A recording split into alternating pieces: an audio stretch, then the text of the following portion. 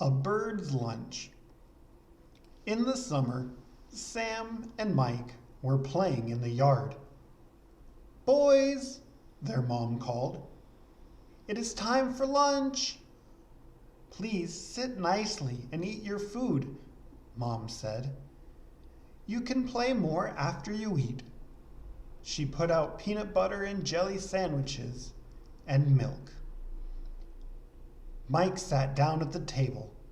Sam sat down at the table. Then a bird landed on the table. The boys laughed at the bird. Mike said, "We can be birds." He jumped up and flapped his arms. Sam jumped up and flapped his arms.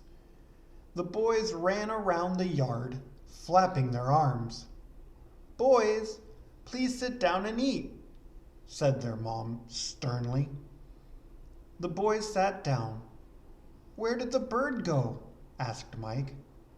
"I don't know," replied Sam. "Where did our sandwiches go?"